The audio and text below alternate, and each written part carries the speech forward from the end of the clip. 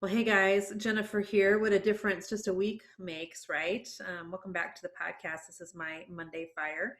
And I've decided to talk this morning about how to keep your inner peace in a world full of panic right now. I just felt like any other topic really wasn't going to be of the best kind of service to you. So, as you know, we are in the middle of the coronavirus epidemic, pandemic, crises, whatever you want to call it. And it would be so easy to get so caught up in some of the Facebook groups, in some of the data that's available, in having our communities on lockdown. At least for me, it would be really easy for me to kind of go into panic mode. And so I wanted to encourage some of you today who kind of you veer towards the general direction the same way I do. Like it would be easy for you to kind of to go panic. I want to encourage you today with 5 things that I am doing to keep my peace in a world full of panic. And please know, I certainly don't have it perfect. And I think that the thing with grieving life as we knew it is that grief comes in waves, which is why sometimes we'll be feeling like, okay, we've got this, right? Like everything's going to be fine. Everything's going to be fine. Life's going to return back to normal. And then, an hour later, we can swing the pendulum the complete other direction and just feel like we're going down the rabbit hole of panic again. And, we're all going to heck in a handbasket. So I want you to know that I get it. But I wanted to give you 5 tips today as we start out on a Monday. A lot of us are starting, being at home in the next 24 hours. For me, this starts tomorrow here in Kansas City, our 30-day lockdown. And so I just want to encourage you today. Okay. So 5 quick things. Number 1, I think it's really important for you to grieve and get on with it.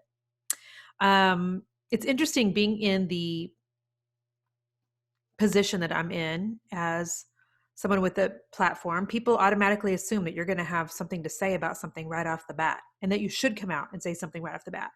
And listen, I told a whole group of entrepreneurs this week when I was on a summit with Dr. Shannon Irvine. I told them, oh, Stella, yes, Stella, you're fine. I told them it's just like when you're on an airplane and the flight attendants, they give you all the instructions before the plane takes off. Sorry about that, Zeke. Anyway, before the plane takes off, they tell you, if anything happens, please put your air mask on yourself first before you try to, save who you're with or your kids or the person in the seat next to you. Like, make sure you give yourself oxygen first. So I think grieving is giving yourself oxygen first. It's going ahead and just admitting that, okay, this new normal, it stinks. It's affecting a lot of things. It can appear to be very scary. And so I think the grieving and get on with it is important, because when we don't grieve, it has the ability to come up later and bite us in the booty.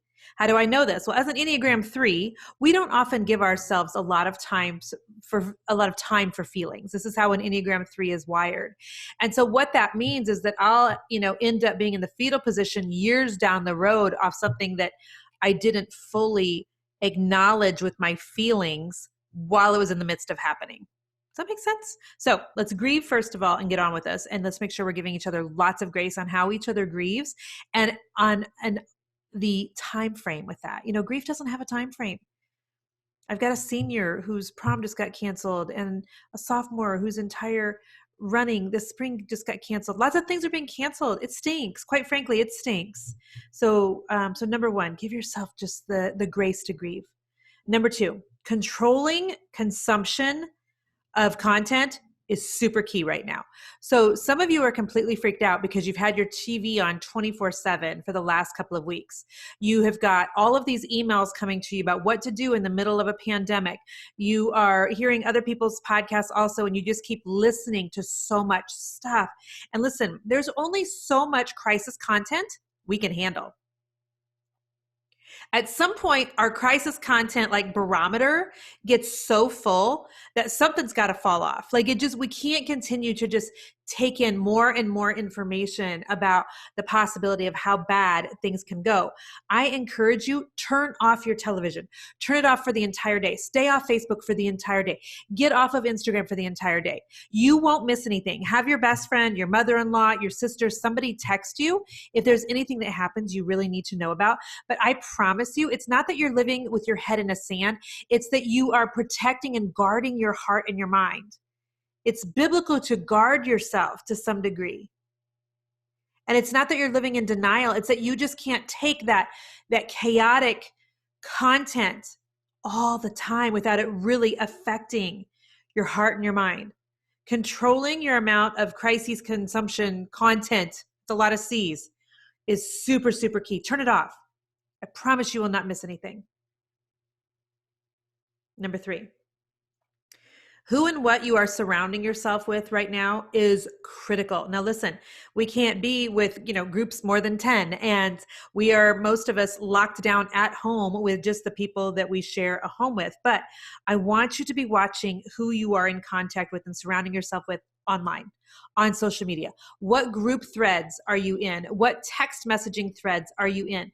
What Facebook Messenger threads are you in that are either causing you to lean more towards a position of faith or more towards a position of panic? Even if the panic groups have some good information to share with you, right now more than ever, you need to surround yourself with people who are turning you back to Jesus. They're turning you back to Scripture. They're turning you back towards peace. They're turning you away from panic and towards peace. This also includes what content are you watching in terms of Netflix series, in terms of television shows, in terms of movies. If you're renting Contagion, an Outbreak right now, and wonder why you're feeling absolutely panicked, well, come on now, friend. Stop. You got to stop. It's time to be watching Little House on the Prairie reruns. It's time to be pulling out those Kenny Rogers CDs. It's not the time to be consuming content that is going to add to your internal hysteria. See, we have to remember that the devil comes to steal, kill, and destroy. And it's not that that content is bad, but the right content at the wrong time is dire. I hope somebody just got that. See, the right content at the wrong time is dire. I'm going to write that down. Lord just gave that to me.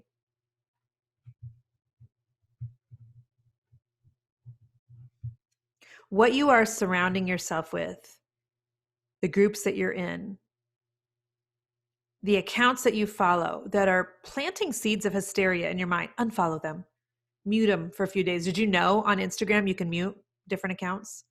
Did you know you can just unfollow your sister-in-law? You don't have to unfriend her on Facebook. Do that. See, those things are gifts. Those things are gifts so that we can go back to having some level of normalcy in our life.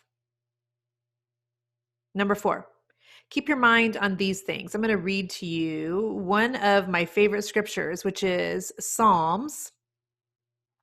Dun, dun, dun. Hang on. Psalms is it? I'm sorry. I don't know why I said Psalms. Philippians 4:8. Okay. Here's what it says. Philippians 4:8, depending on what version you're looking at, but it's whatever is true, whatever is noble, whatever is right, whatever is pure, whatever is lovely, whatever is admirable. If anything is excellent or praiseworthy, think about these things. Praiseworthy. Think about these things. So the coronavirus is none of those things, friends. I mean, it might be true, I guess, but it's not noble. It's not right. It's not pure. It's not lovely. And so guarding your heart and your mind against camping out on just thinking about the virus and what this means financially, what this means for your business, what this means for your family, what this means in terms of things that you've lost. Camping out on those things is always going to lead you to the wrong place. It's always going to make you feel more awful and more desperate. So keep your mind on the things that are making you feel better. Jason and I went out and took a walk yesterday. It's the first time the sun has shined in Kansas City in days and days and days. I joked on my Instagram stories, it's like God's crying too. Other people said it's God like ridding the earth of all the germs. And I'm like, I like that one better. But it's amazing just what a walk in the sunshine will do for your soul right now. In terms of just making you feel like, okay, it's going to be okay. We are all going to make it here. Last thing I wanted to tell you for a tip is to pray more and panic less. So I think that we often, let me rephrase this. There are times when, especially in the past, people would say, "Will you pray for us?" Da, da, da, da. And I'd be like, "Yeah, I'll pray for da, da, da." But it's kind of a flippant, like prayers, praying. And I felt really convicted about that many years ago. Am I saying I'm going to pray and then do I actually pray? And so what I have found that I have to do is I have to actually do it right away. Like when somebody's like, "Would you please pray for me, to feel better about this? I'm really upset about my son's graduation being canceled." And it's a friend. And I'm like, "Absolutely, I'll pray." I have to stop right there and actually pray, because otherwise I'll never get around to it. It just, I don't, it won't even be something that I think of. When God brings something to your memory right now, I want you to stop and pray. I personally have been super convicted of the fact that I need to be in prayer more than I do consuming the news right now. I hope somebody somewhere heard that. I am being convicted that I need to be in prayer more than I need to be watching the news. Who will agree to that with me? Who will commit to that with me? Will you tag me on Instagram? Let me know you listen to this podcast. Who will commit to praying more than what they are consuming of the news? See, because when you pray more, you panic less.